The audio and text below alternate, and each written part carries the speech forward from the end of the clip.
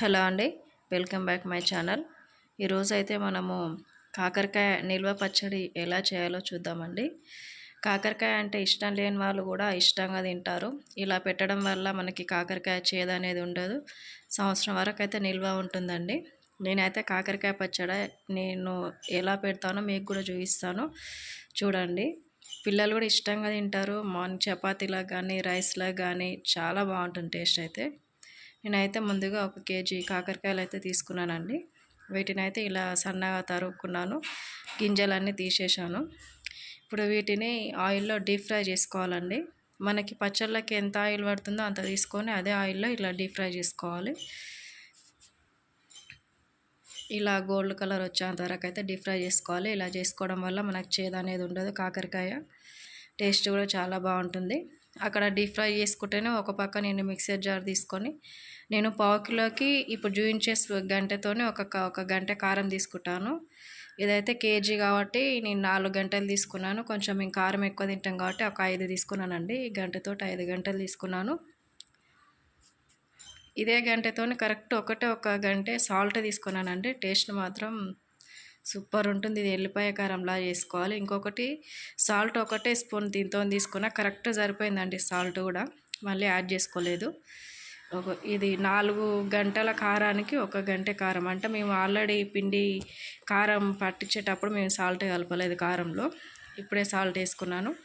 ఒక 15 వెల్లుల్లి రెబ్బలండి, డైరెక్ట్ అలాగే వేసుకున్నాను. 15 కాదు, ఒక 3 మీడియం సైజ్ ఎల్లిపాయలు ఇలా పొట్టుతో పాటు అలాగే వేసుకొని మెత్తగా గ్రైండ్ చేసుకున్నానండి. ఇందులో సాల్ట్, కారము, వెల్లుల్లిపాయ 3 అండి. 3 కలిపి ఇలా గ్రైండ్ చేసి పక్కకి పెట్టుకున్నాను. ఈ ఎల్లిపాయ కారము సాల్ట్ ఇట్లా గ్రైండ్ చేయడం వల్ల ఆ ఫ్లేవర్ అనేది వేరే ఉంటుంది. టేస్ట్ కూడా చాలా బాగుంటుంది. అలాగే ఒక టేబుల్ స్పూన్ ఉంటుంది కదండి, దాంతో ఒక స్పూన్నర మెంతులు, ఒక 3 టేబుల్ స్పూన్ జీలకర్ర, 3 టేబుల్ స్పూన్స్ ఆవాలండి. దోరగా వేయించుకున్నాను. ఇవి కూడా ఇవి ఇట్లా గోల్డెన్ కలర్ వచ్చేంత వరకు వేయించుకొని వీటిని కూడా పౌడర్ చేసి పక్కకి పెట్టుకోవాలండి. ఇప్పుడు మనం కాకరకాయ డీప్ ఫ్రై చేసిన ఆయిల్ ఉంది కదా, అదే ఆయిల్లో మనం పోస్ట్ గురించి అయితే మళ్ళీ 3 టేబుల్ స్పూన్ ఆవాలు, 2 టేబుల్ స్పూన్స్ జీలకర్ర, 2 అంటే 1 టేబుల్ స్పూన్ అని వేసుకోవచ్చు. అలాగే మళ్ళీ ఒక మీడియం సైజ్ ఎల్లిపాయ అండి, పొట్టు తీయలేదు, అలాగే డైరెక్ట్ వేసుకున్నాను. ఒక 3-4 వెండిమిర్చి, అలాగే ఒక 3 రెమ్మల కరివేపాకు. లాస్ట్ పొయ్యి బంద్ చేసిన తర్వాత ఒక టేబుల్ స్పూను పసుపు అండి. ఇవి మొత్తం వేగిన తర్వాత పొయ్యి బంద్ చేసిన తర్వాతనే పసుపు వేసుకోవాలి, లేకపోతే బ్లాక్ అవుతుంది.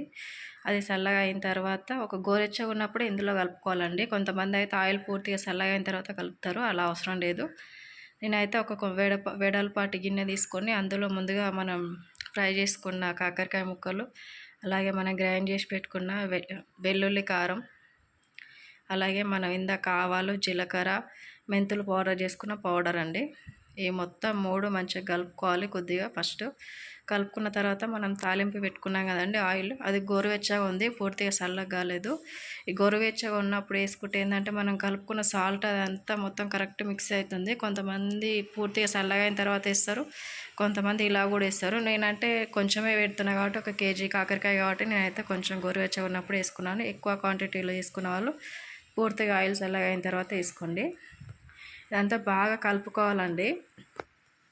ఎంత బాగా కలిపితే అంత బాగా మొత్తం ముక్కలకు అనేది కారం బాగా పడుతుంది.